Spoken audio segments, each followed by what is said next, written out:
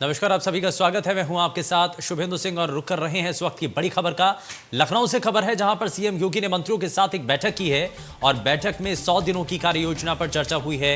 लगातार कार्यों की समीक्षा मुख्यमंत्री योगी आदित्यनाथ कर रहे हैं और बैठक में योगी कैबिनेट के मंत्री भी इस दौरान शामिल हुए हैं। तो एक्शन मोड में योगी आदित्यनाथ नजर आ रहे हैं। लगातार कार्यों की समीक्षा भी की जा रही है। साथ ही कार्यों की समीक्षा के साथ आगे आने वाले समय के लिए डेडलाइन भी तय कर दी गई है, यानी कि समय के साथ आपको काम करना होगा। और बैठक में इसीलिए 100 दिनों की कार्य योजना पर चर्चा हुई है। समय के साथ लक्ष्य पूरा करना है और इसीलिए योगी आदित्यनाथ दरअसल एक्शन में नजर आ रहे हैं और इसीलिए योगी ने मंत्रियों के साथ एक बैठक की है। बैठक में 100 दिनों की कार्य योजना पर चर्चा हुई है। 100 दिनों का जो कामकाज है उसको लेकर के सबसे पहले चर्चा की। लगातार कार्यों की समीक्षा भी की जा रही है। कितना कदम आगे बढ़ पाए हैं, कौन कौन सी ऐसी योजनाएं हैं जिनमें काम करना भी बाकी है। इसीलिए आप ये तस्वीरें भी देख रहे हैं। आप सभी जो नेता हैं, मंत्री हैं, उनके हाथों में एक बुकलेट है या कह लीजिए कि अपने कामों की समीक्षा रिपोर्ट भी है। किस काम पर कितना काम आगे करना बाकी है और कितना काम हो चुका है, इन सभी चीजों को लेकर के इस बैठक में चर्चा हुई है। नरेंद्र यादव हमारे संवाददाता ज्यादा जानकारी के साथ जुड़ चुके हैं। नरेंद्र, क्या अभी तक इस पर जानकारी है? क्योंकि 100 दिन का एजेंडा सेट हो चुका है, कार्य योजना क्या हो इस पर मंथन किया जा रहा है और मुख्यमंत्री योगी आदित्यनाथ ने इसलिए मंत्रियों के साथ एक समीक्षा बैठक भी की है। मुख्यमंत्री योगी आदित्यनाथ के सामने मंत्रीगण अपने कार्यों की, अपने विभागों की एक प्रेजेंटेशन कर रहे थे, क्योंकि सीएम योगी ने पहले ही कह दिया था कि सभी मंत्री अपने विभागों की कार्य योजना 100 दिनों की तैयार कर लें। जो जनता के लिए ज्यादा उपयोगी परियोजनाएं हों उनको पहले चरण में पूरा किया जाए। इसी के चलते कई बैठकें हुई थी और आज ये पहली बैठक थी जिसमें मुख्यमंत्री के सामने मंत्रियों ने अपने विभागों के कार्यों का प्रेजेंटेशन किया। और जो 52 विभाग है सभी को 7 भागों में बांटा गया है, यानी कि ये बैठक 7 दिनों तक चलेगी। अलग अलग दिन अलग अलग मंत्री अपने विभागों का प्रेजेंटेशन करेंगे। हालांकि आज सभी विभागों के मंत्री आए थे इस प्रेजेंटेशन को देखने के लिए कि किस तरीके से प्रेजेंटेशन मंत्रियों द्वारा किया जाएगा। उत्तर प्रदेश में यह पहला प्रयोग है जब मंत्री अपने विभाग का प्रेजेंटेशन कर रहे हैं। पहले प्रमुख सचिव किया करते थे। 5 साल का कार्यकाल का योगी का जो रहा है उससे जो कमियां रही हैं उसको दूर करने का प्रयास किया जा रहा है। इसी के चलते 100 दिन का एजेंडा सभी विभागों को, सभी मंत्रियों को तय करने को कहा गया था। किस तरीके से काम करेंगे उसी का प्रेजेंटेशन एनएक्सी में चल रहा था। करीब 1.5 घंटे तक ये प्रेजेंटेशन चला है। उसके बाद सभी मंत्रीगण निकले हैं। तो कहा जा सकता है कि जब सीएम योगी के सामने प्रेजेंटेशन होगा तो मंत्रियों को बताएंगे किसको इस तरीके से करना है। मंत्री अपनी रूपरेखा रखेंगे तो सीधे मंत्री जनता से जुड़ेंगे और अपने विभाग की पूरी जानकारी हासिल कर सकेंगे। इसके पीछे मकसद यही है कि मंत्री जनता से जुड़े, कार्यों से जुड़े, अपने विभाग की परियोजनाओं से जुड़े। अगर उनका हस्तक्षेप इसमें बना रहेगा तो मंत्री अधिकारियों के ऊपर ज्यादा निर्भर नहीं रहेंगे, अधिकारियों को आदेश मिलते। लेकिन नरेंद्र, इसमें सबसे बड़ी चिंता तो यह है कि मुख्यमंत्री की जो रफ्तार है उसके साथ कदम ताल करना मंत्रियों के लिए बड़ा मुश्किल होता होगा, क्योंकि जो कुछ ऐसे नए मंत्री हैं जो कि अभी इस बार पहली बार इस कैबिनेट का हिस्सा बने हैं, तो उनको ये रफ्तार समझना, कैसे काम करना है। क्योंकि आप जब पहली बार मंत्री कोई बनता है तो सबसे पहले कामों को समझना बड़ा जरूरी होता है। कामों को समझने के साथ आपको परफॉर्मेंस के आधार पर काम भी करके दिखाना है। बिल्कुल आप सही कह रहे हैं। जो नए मंत्री बने थे वो लगातार अपने प्रमुख सचिव के साथ, अधिकारियों के साथ बैठक किए हैं। पूरा प्रेजेंटेशन का रिहर्सल पहले ही किए हैं और पूरी कार्य योजना भी बनाए हैं। और इसमें जिस तरीके से बीजेपी ने और सहयोगी दलों ने जनता के बीच जाकर वादा किया था, उन सारे वादों को पूरा करना है, संकल्प पत्र को पूरा करना है। तो इस तरीके से योजनाएं बनाई गई हैं। लेकिन नए मंत्रियों के लिए अपने विभाग को समझना, कार्यों को समझना और उसके बाद प्रेजेंटेशन करना एक बड़ी मशक्कत का काम है, एक मेहनत का काम है। तो निश्चित तौर पर योगी आदित्यनाथ के मंत्री जो हैं इस मामले में खरा उतरने का प्रयास कर रहे हैं। बिल्कुल, और इसीलिए कोशिश भी है। 100 दिनों की कार्य योजना तैयार की जा चुकी है और इसलिए तय समय के साथ कितने कदम आगे बढ़ना है ये सबसे पहले सुनिश्चित करना होगा। खैर, बहुत शुक्रिया नरेंद्र इस पर जानकारी देने के लिए। जालौन से खबर है जहां पर डकोर के मुहाना में खनन माफिया का आतंक देखने को मिला है और खनन माफिया ने किसानों को बर्बाद किया। किसानों की सैकड़ों एकड़ सब्जी की फसल बर्बाद कर दी और नदी के जलधारा रोकने के वजह से सब्जी की जो क्यारियां हैं वो तबाह हो गई। एनजीटी के आदेश के बाद ये जो खनन माफिया हैं इन सभी चीजों को, नियमों को दरकिनार करते हैं। खनन माफिया अवैध खनन कर रहे हैं और ड्रोन में अवैध खनन का वीडियो भी कैद हुआ है। आप देख रहे हैं परेशान वो किसान जो कि अब खनन माफियाओं के आतंक के साए में जीने को मजबूर हैं। डकोर के मुहाना में खनन माफियाओं का आतंक इस वक्त देखने को मिल रहा है और इस वजह से अब किसान परेशान भी हैं और बर्बाद भी हो चुके हैं। खनन माफियाओं ने किसानों को बर्बाद कर दिया। नदी की जलधारा रोकने से सब्जी की जो क्यारियां हैं वो पूरी तरीके से खत्म होती जा रही हैं। डकोर के मुहाना में खनन माफिया जिस तेजी के साथ वहां पर काले खनन का काम कर रहे हैं, उस वजह से अब किसानों के लिए चिंता ज्यादा बढ़ चुकी है, क्योंकि पानी का जो धारा है वो अब बदल चुकी है और इसी वजह से किसान परेशानी में आ चुके हैं।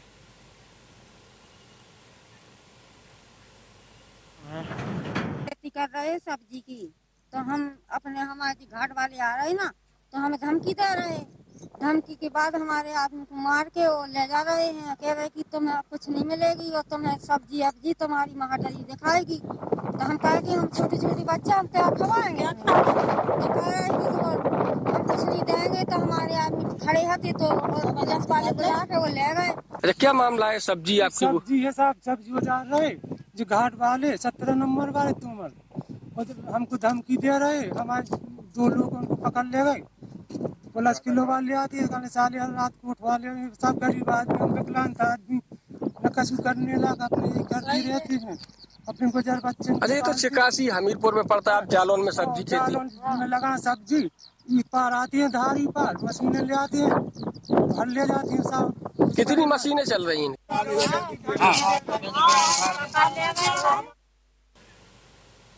तो किसानों की सैकड़ों एकड़ जो सब्जी की फसल है वो बर्बाद होती हुई नजर आ रही है और इसका एक ही बड़ा कारण है कि जो खनन माफिया हैं वो लगातार दिन रात जिस तरीके से खनन का काला खेल चलाते हैं, अब ऐसे में किसानों के लिए बड़ी मुश्किल हो चुकी है, क्योंकि जो सब्जी की क्यारियां हैं नदी की जलधारा रोकने से अब वो पूरी तरीके से बर्बाद हो चुकी हैं, तबाह होती नजर आ रही हैं। डकोर के मुहाना में खनन माफियाओं का ये आतंक आप देख रहे हैं, तस्वीरों के जरिए आपने देखा भी और किसानों की बातों को सुना भी कि कैसे जो सब्जियों की क्यारियां हैं, ये आप देख रहे हैं पीछे, पानी की जो जलधारा है वो वहां तक नहीं पहुंच पा रही है, क्योंकि खनन माफिया दिन रात आप जिस तरीके से अवैध खनन का काम करते हैं, आप उसकी वजह से अब जो जलधारा है वो मुड़ती हुई नजर आती है और क्यारियां पूरी तरीके से तबाह हो चुकी है। डकोर के मुहाना की ये जानकारी। सिराज अंसारी हमारे संवाददाता ज्यादा जानकारी के साथ जुड़ चुके हैं। सिराज, क्या अभी तक इस पूरे मामले पर जानकारी है? क्योंकि जलधारा मोड़ दी जाती है और किसान जो हैं वो लगातार ये मांग कर रहे हैं कि पानी की सप्लाई कम से कम उनको मिल पाए, लेकिन सब्जी की क्यारियां जो हैं वो सूखती चली जा रही हैं, नुकसान में है किसान। जी बिल्कुल, आपको बता दूं ये पूरा मामला जनपद जालौन के बुहाना का है, जहां पर लगातार खनन माफिया अवैध खनन कर रहे हैं और अवैध खनन के साथ साथ जलधारा को मोड़ दिया जाता है। बिल्कुल आपको बता दूं कि जनपद जालौन जो है अवैध खनन के लिए मशहूर है और अवैध खनन लगातार जनपद जालौन में किया जा रहा है। वहीं किसानों की हम बात करें तो किसानों का कहना है कि लगातार खनन माफिया वहां पर जलधारा को मोड़कर अवैध खनन कर रहे हैं, जिससे काफी एकड़ों की संख्या की हम बता रहे हैं कि एकड़ों में के हिसाब से सब्जी की फसल नष्ट हो चुकी है और एनजीटी और हाईकोर्ट की, सुप्रीम कोर्ट की जितनी भी गाइडलाइन उन सबको ताक पर रखकर अवैध खनन किया जा रहा है। जी बिल्कुल अवैध खनन किया जा रहा है। आप हमारे साथ बने रहिए और साथ ही साथ इसमें हम लगातार अपने सभी दर्शकों को तस्वीरें भी दिखा रहे हैं कैसे यहाँ पर अवैध खनन का जो काला खेल है वो चल भी रहा है और खनन माफियाओं की वजह से अब किसान कैसे संकट में आते चले जा रहे हैं और इसकी वजह से अब किसानों को जो है बहुत हद तक नुकसान होता हुआ नजर आ रहा है। नदी की जलधारा मुड़ने की वजह से अब पानी जो है वो सब्जियों तक या खेती तक नहीं पहुंच पा रहा है। खेत में जब पानी नहीं होगा तो कैसे खेती हो पाएगी, इस बात को लेकर के किसान चिंतित भी हैं और लगातार इस बात पर गुहार भी लगा रहे हैं। ये बार बार कहा जा रहा है कि अब मुहाने पर जो खेती वो कर रहे हैं वहां पर भी अगर पानी का संकट बनता है तो अब लगातार इस पर कई सवाल है। सिराज हमारे संवाददाता लगातार हमारे साथ है और सिराज, जरा सबसे पहले, क्योंकि जो ये संकट है इसको दूर करने के लिए किसानों की तरफ से मांग तो कर दी गई है, लेकिन अब आगे क्या होगा, इस मांग को क्या प्रशासन गंभीरता से ले रहा है, इस पर कुछ एक्शन लिया जाएगा क्या? बिल्कुल आपको बता दूं कि किसानों की ये मांग है, किसानों का ये कहना है और आरोप है कि अवैध खनन करने वाले खनन माफिया लगातार वहां पे खनन कर रहे हैं और जिससे किसानों को काफी परेशानी का सामना करना पड़ रहा है और किसानों का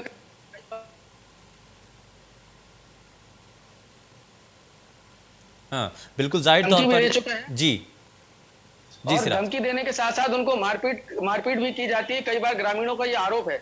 अब इसको देखना यह है कि जिला प्रशासन इस पर कितनी कार्रवाई करता है, जिला प्रशासन की तरफ से अवैध खनन करने वालों पर कितनी रोक लगाई जाती है। जी चलिए, बहुत शुक्रिया इस पर जानकारी देने के लिए। तो हमारे संवाददाता जो कि अब जुड़े और उन्होंने जानकारी दी है, लेकिन बड़ा सवाल यही है कि आखिर इस पर कैसे रोक लगाई जाएगी। आगे बढ़ते हैं। फतेहपुर से खबर है, जहां पर धर्म परिवर्तन मामले में बड़ी कार्रवाई हुई है। पुलिस ने 26 लोगों को गिरफ्तार कर जेल भेज दिया है। विश्व हिंदू परिषद के हंगामे के बाद पुलिस ने बड़ी कार्रवाई की और जिले में धर्मांतरण का 5वां मामला सामने आया है। सदर कोतवाली क्षेत्र के हरिहरगंज इलाके का यह मामला है, जहां पर बड़ी कार्रवाई देखने को मिली है और हिंदू परिषद के द्वारा जिस तरीके से इस पर हंगामा किया जाता है, सवाल उठाया जाता है, उसके बाद प्रशासन की नींद खुलती है। सदर कोतवाली क्षेत्र के हरिहरगंज इलाके का यह पूरा मामला बताया जा रहा है।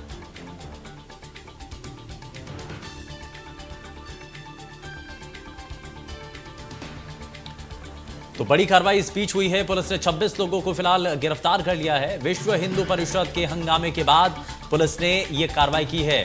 जिले में धर्मांतरण का यह 5वां मामला है जो कि अब सामने आ चुका है और धर्मांतरण के मामलों को लेकर के पहले से ही प्रशासन बारीकी से नजर बनाए रहता है, लेकिन एक बार फिर से ऐसा ही मामला सामने आता है और यह धर्मांतरण का 5वां मामला है। ऐसे में धर्म परिवर्तन मामले में यह बड़ी कार्रवाई फतेहपुर से देखने को मिल रही है। पुलिस ने 26 लोगों को गिरफ्तार कर जेल भेज दिया है।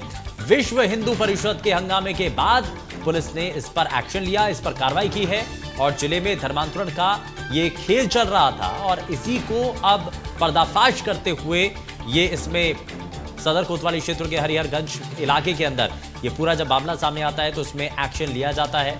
इसमें कुछ लोगों की गिरफ्तारी हो चुकी है और इसमें और जानकारी जुटाई जा रही है कि कैसे लोगों को प्रभावित किया जाता है। धर्म परिवर्तन आखिर इससे पहले भी कई लोगों का क्या किया गया था, ऐसी कई चीजें हैं जो कि जांच के बाद ही स्पष्ट हो पाएंगे। लेकिन इस बीच ये बड़ी कार्रवाई हुई है, इसमें बड़ी संख्या में लोगों की गिरफ्तारी हुई है। सदर कोतवाली क्षेत्र के हरिहरगंज इलाके का ये मामला बताया जा रहा है।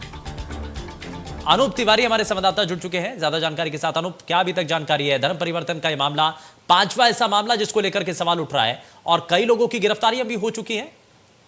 बिल्कुल, देखिए आपको बताऊं, ये सदर कोतवाली के हरिहरगंज का मामला है और इसमें जो कल धर्म परिवर्तन की खबर विश्व हिंदू परिषद के कुछ पदाधिकारियों को मिली थी, इसके बाद ये लोग जो है चर्च में जाकर के हंगामा करने लगे। इसके बाद सदर कोतवाल और जो शहर के डीएसपी हैं वो मौके पर पहुंच करके मामले में जांच की है। विश्व हिंदू परिषद के पर जो पदाधिकारी है विपिन दीक्षित, उनकी तहरीर पर 30 नामजद और जो है 20 से अज्ञात लोगों के खिलाफ मुकदमा दर्ज कराया गया है। हाँ। और जो है पुलिस ने 26 लोगों को इस मामले में गिरफ्तार किया है। बाकी लोगों की गिरफ्तारी के लिए पुलिस प्रयास कर रही है। ठीक है, बहुत शुक्रिया अनूप इस पर जानकारी के लिए।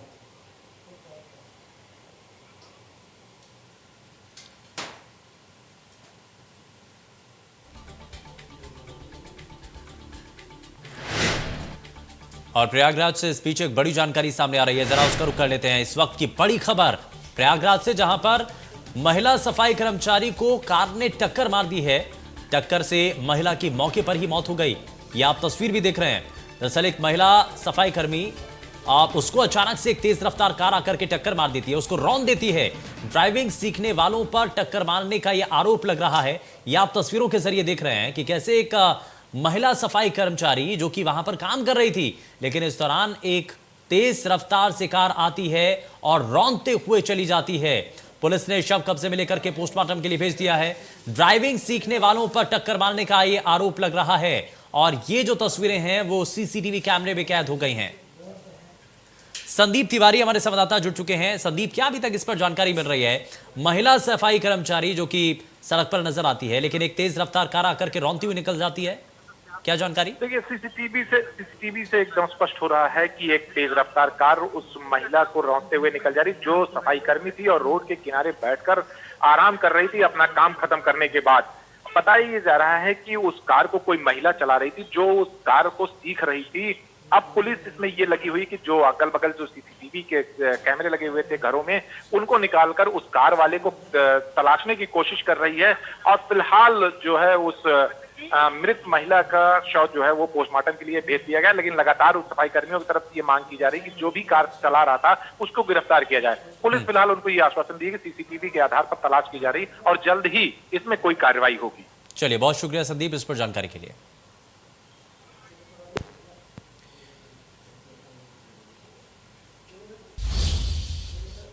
प्रगतिशील समाजवादी पार्टी के अध्यक्ष शिवपाल यादव की पार्टी पीएसपीएल की कार्यकारिणी भंग कर दी गई है।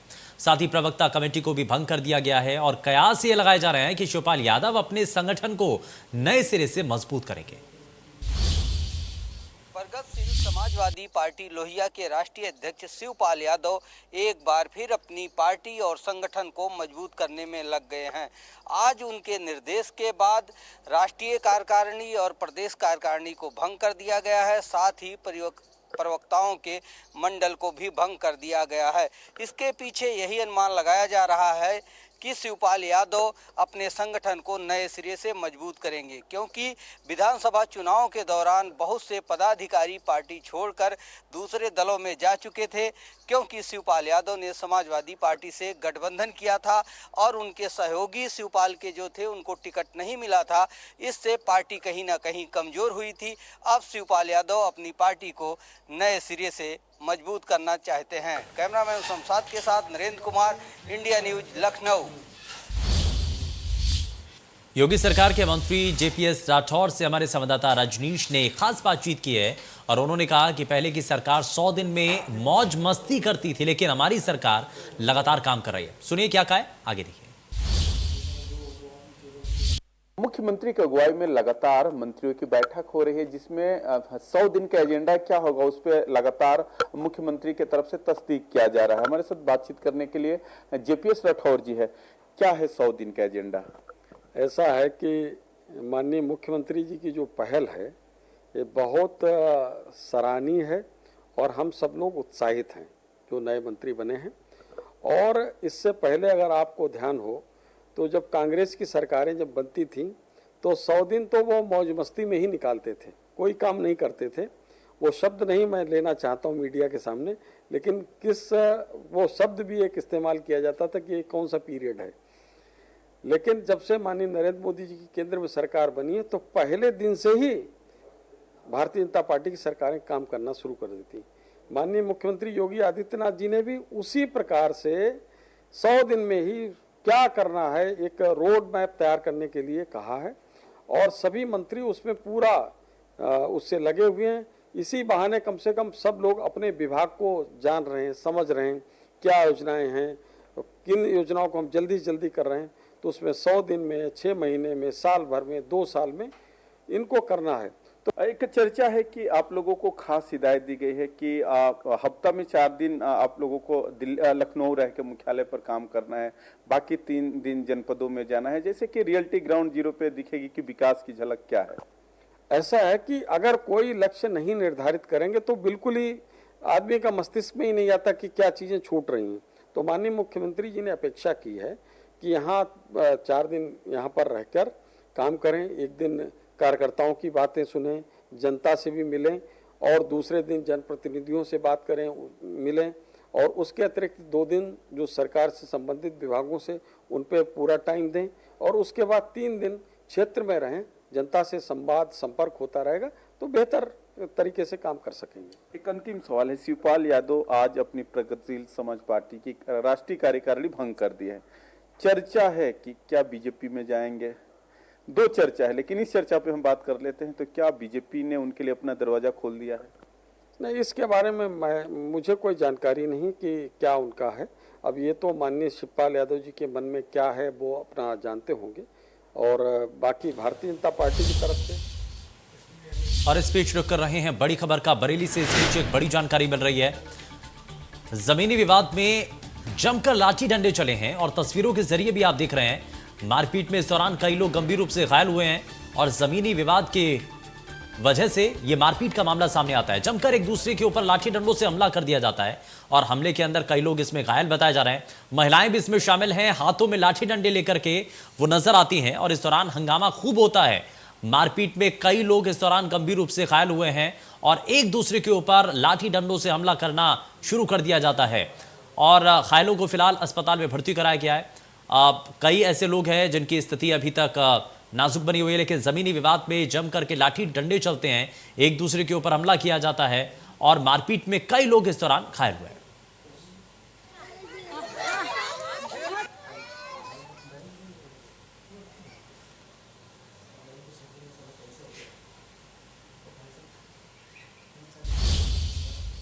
पेशकश में फिलहाल के लिए बस उतना ही। नमस्कार।